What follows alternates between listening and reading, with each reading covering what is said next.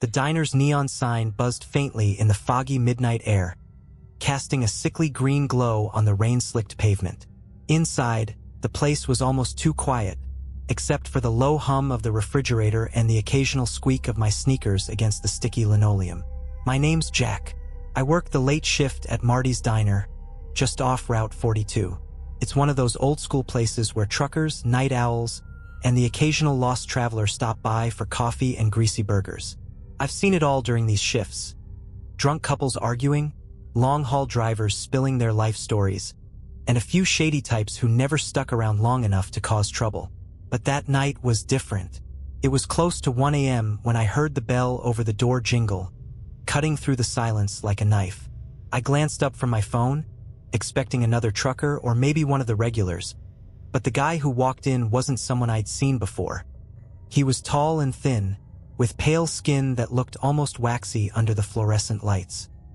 He wore a long black coat, soaked from the rain, and a wide-brimmed hat that shadowed most of his face. "Coffee?" he rasped, his voice dry like he hadn't spoken in days. I grabbed a clean mug, poured the coffee, and slid it across the counter to him. He didn't say thanks, just sat at the farthest stool, cradling the mug with both hands. He never sipped, just stared into the coffee like it held secrets. That was weird enough, but what really got me was how cold the room felt. It wasn't freezing outside, just damp and miserable. But all of a sudden, it was like someone had cranked the AC full blast. My breath fogged the air as I grabbed my hoodie from the back room. I tried to brush it off and turned my attention to cleaning up the counter. That's when I noticed him looking at me. His eyes, no, that's not right. His face was wrong.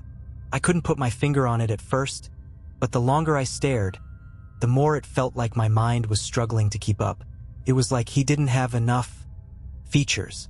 Not like a blur, more like an absence of detail. "You work alone here?" he asked, breaking the silence. Yeah, usually," I said, trying to sound casual. "Why?" He tilted his head slightly, like he was considering his answer, but before he could say anything, the bell over the door jingled again. 2 more people walked in, a man and a woman. They were soaked to the bone, their clothes sticking to them like they'd been walking for miles in the rain. Their faces looked hollow, gaunt even. Without saying a word, they sat down in a booth near the back. Something felt off about them too, but I couldn't figure out what. "Busy night," the man at the counter muttered, almost to himself. His words sent a shiver down my spine. I glanced over at the new arrivals. They weren't looking at the menu or talking to each other. They just sat there, staring straight ahead. "Can I get you folks anything?" I called out, trying to sound cheerful despite the growing lump in my throat. Neither of them responded. The man at the counter chuckled softly, a dry, humorless sound. "What's so funny?" I asked, my voice sharper than I intended. He didn't answer. Instead, he stood up, leaving the coffee untouched, and walked toward the door. But just before he stepped outside, he paused and turned to me. "You should leave before closing time," he said. Then he was gone, swallowed by the fog. I stared after him, my stomach doing flips. Something about his tone wasn't a warning, it was a promise. And that's when the power went out. The diner plunged into darkness, and for a moment, all I could hear was the rain pounding on the windows. Then, in the faint glow of the emergency exit sign, I saw them, the couple in the booth. They weren't sitting anymore. They were standing in the middle of the diner, completely still, their heads tilted in the same unnatural angle. And they were looking at me. I froze, gripping the edge of the counter so hard my knuckles turned white. The couple didn't move, didn't blink. Their heads stayed tilted at that unnerving angle, like they were studying me, or waiting for me to do something. "Hey, is everything okay?" I asked, my voice trembling. No response. The emergency lights flickered weakly, casting their shadows against the walls. Only the shadows didn't look right. They stretched and curled unnaturally, bending at sharp angles that didn't match their bodies. My heart pounded in my chest. "Listen, if this is some kind of joke, it's not funny," I said, trying to sound braver than I felt. My voice echoed in the silence. Then the man took a step toward me. His movements were jerky, like a marionette being yanked on invisible strings. The woman followed, her bare feet slapping against the linoleum floor. I backed up instinctively, bumping into the coffee machine. A cup clattered to the ground, shattering into pieces. "What do you want?" I shouted. They didn't answer. They just kept moving toward me, their faces eerily calm, almost empty. The air grew colder, so cold my breath fogged the glass of the pastry display. I fumbled for my phone, desperate to call for help, but the screen was dead. No signal, no battery, just black. The man stopped a few feet from the counter. His head snapped upright, and he smiled, a wide, unnatural grin that stretched too far, exposing teeth that were yellowed and uneven. "Leave," he said, his voice low and guttural, like gravel scraping against metal. "What?" I stammered, my mind racing. "Leave now," he repeated, his smile never wavering. The woman took another step closer, her eyes locking onto mine. And that's when I realized they weren't eyes at all. They were black voids, empty sockets where eyes should have been. My stomach churned, and I felt like I might throw up. I backed up farther, nearly tripping over the mop bucket. I can't just leave. I'm working," I said, my voice barely above a whisper. The man's grin widened, impossibly so, splitting his face almost in half. "Then you'll stay. You'll see." The emergency lights flickered again, and for a split second, everything went pitch black. When the light came back, they were gone. The booth was empty. My knees buckled, and I had to grab the counter to keep myself upright. I scanned the diner, every corner, every shadow. There was no sign of them. For a moment, I thought maybe I'd imagined the whole thing. Maybe I was just overtired, hallucinating after too many late nights. But then I noticed something on the counter where the man had been sitting earlier. A black coin. I picked it up hesitantly, turning it over in my hand. It was ice cold to the touch, and the surface was engraved with strange, intricate symbols I didn't recognize. And then, as I stared at it, I heard it. A low, rumbling growl coming from the back of the diner. The kitchen. I whipped around, my heart hammering against my ribs.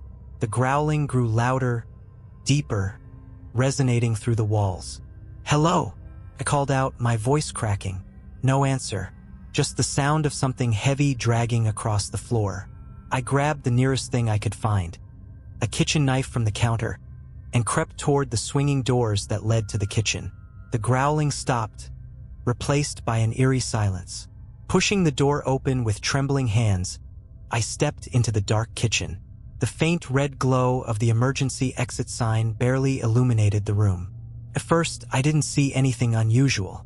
The grills, the fryers, the prep tables, all where they should be. But then my eyes landed on the walk-in freezer.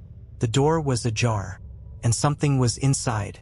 The walk-in freezer door creaked, opening just wide enough to reveal a sliver of darkness inside. My breath fogged the air as the cold spilled out, prickling my skin with icy dread.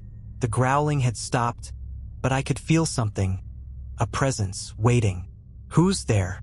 I managed to croak, gripping the knife so tightly my fingers hurt. No answer, just silence so thick it pressed against my ears, amplifying the sound of my heartbeat. I stepped closer, every muscle in my body screaming at me to turn around and run. The freezer door swung slightly, as if inviting me in. A faint, rhythmic tapping echoed from within, like fingernails against metal. I reached for the door handle, my hand trembling. The cold radiated through the metal, biting into my palm as I pulled it open. Inside, the shelves were lined with the usual stock: frozen patties, bags of fries, tubs of ice cream. But in the center of the room, on the icy floor, was something that didn't belong. A trail of black liquid, thick, tar-like, and glistening in the dim light. It snaked across the tiles, leading to a shadowed corner at the back of the freezer.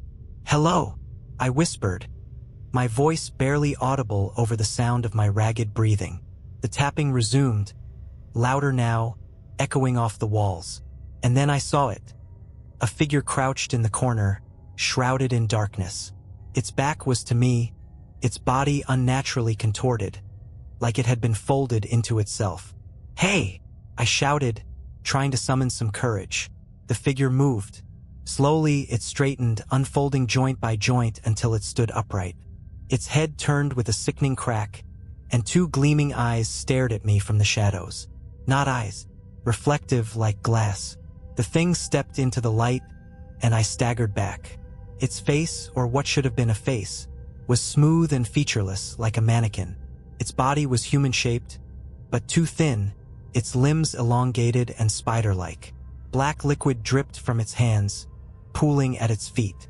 I stumbled out of the freezer, slamming the door shut behind me. My chest heaved as I pressed my back against the door, my heart hammering so hard it hurt. But then the door handle began to rattle. It wasn't locked. I bolted, knife still in hand, slipping and sliding across the linoleum as I raced back into the diner.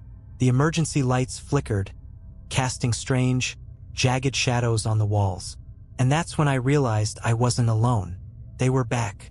The man and woman from the booth stood by the counter, their heads tilted at that impossible angle, grinning at me with those wide, unnatural smiles.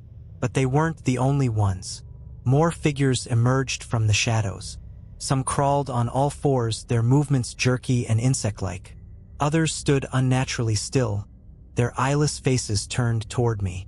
Their bodies dripped with the same black liquid as the thing in the freezer, leaving glistening trails on the floor. They surrounded me, closing in from all sides. "Stay back!" I shouted, swinging the knife wildly. The man from the booth tilted his head even farther, his neck cracking as he spoke. "You can't leave now."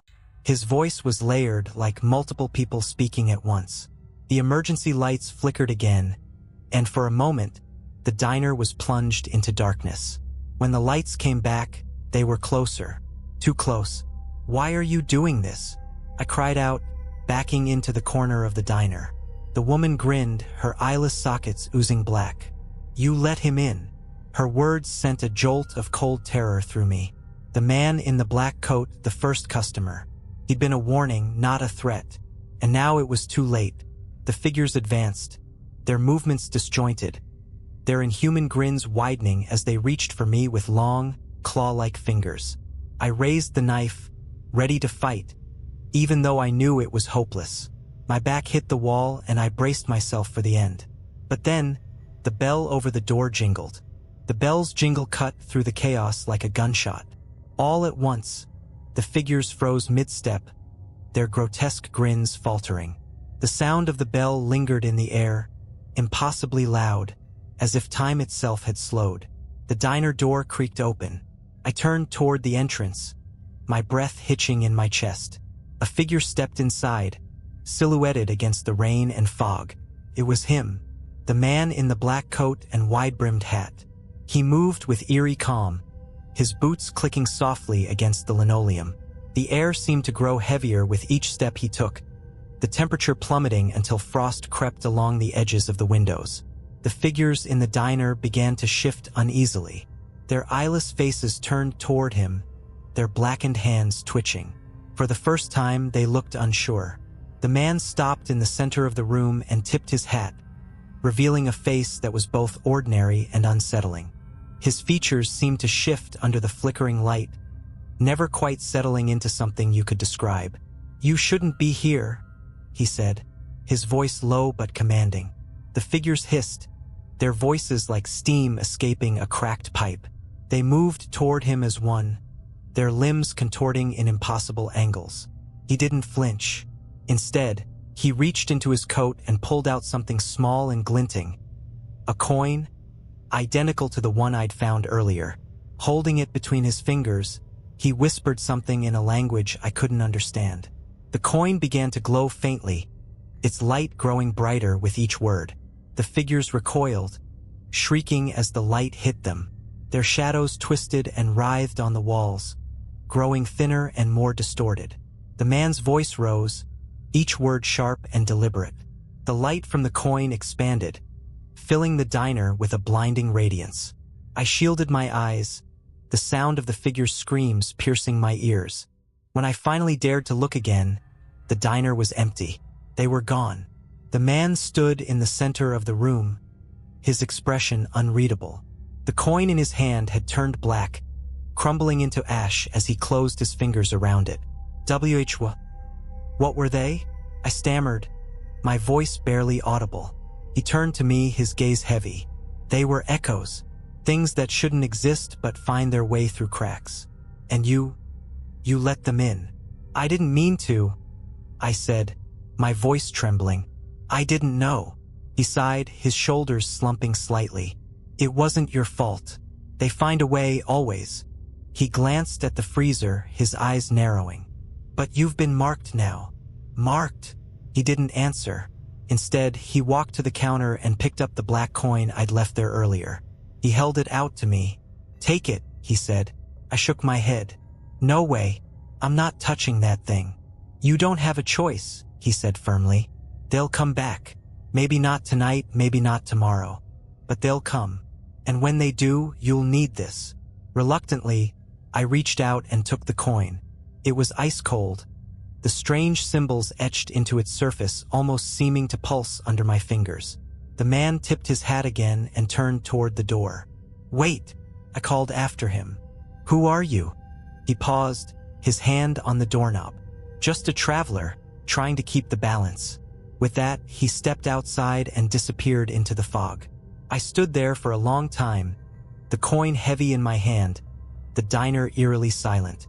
The lights flickered back on, and the hum of the refrigerator filled the air once more. It was over, or so I thought. The next night, as I was closing up, I noticed something on the floor by the freezer. A trail of black liquid, leading out of the walk-in and into the shadows. And from somewhere deep in the darkness, I heard it again. The growl.